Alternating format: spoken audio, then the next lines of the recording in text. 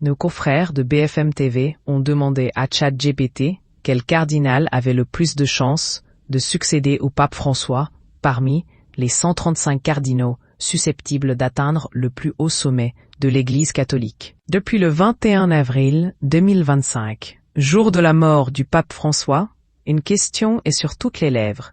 Quel cardinal deviendra son successeur? Ils sont 135 à pouvoir prétendre à ce titre suprême au sein de l'Église catholique. Alors que les obsèques du pape François se dérouleront le 26 avril, le conclave, lui, qui se tiendra à huis clos au Vatican, devrait débuter aux alentours du 5 mai.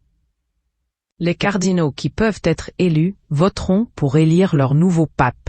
C'est dans ce contexte que nos confrères de BFM TV ont demandé à ChatGPT quel cardinal avait le plus de... Selon l'intelligence artificielle, c'est l'Italien Pietro Parolin qui devrait succéder à François.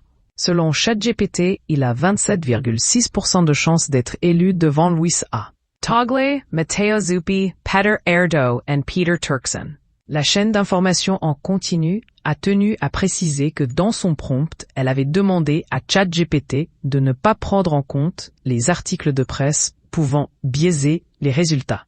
En revanche, l'intelligence artificielle s'est basée sur l'âge des cardinaux, leur santé, l'acceptabilité idéologique, la sociologie du collège électoral et la volonté d'une continuité ou d'une rupture. ChatGPT a choisi un cardinal qui pourrait incarner la continuité du pape François. Le choix fait par ChatGPT est raisonnable puisque Pietro Parolin est actuellement le numéro 2 du Vatican et assumerait une forme de continuité avec son prédécesseur. Pietro Parolin combine l'appui d'une part importante des 53 Européens, d'Italiens désireux de ramener la papauté à la maison, et de nombreux modérés du Sud qui voient en lui la garantie d'une transition douce plutôt qu'un revirement. Sa longue pratique diplomatique rassure ceux qui veulent des réformes de la curie sans bouleversement.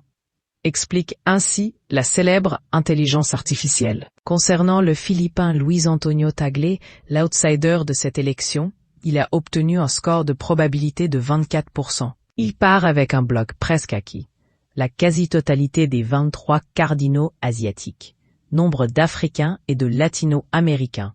Environ 58 voix potentielles. Il lui manque encore 30-35 suffrages qu'il devra négocier chez les Européens modérés.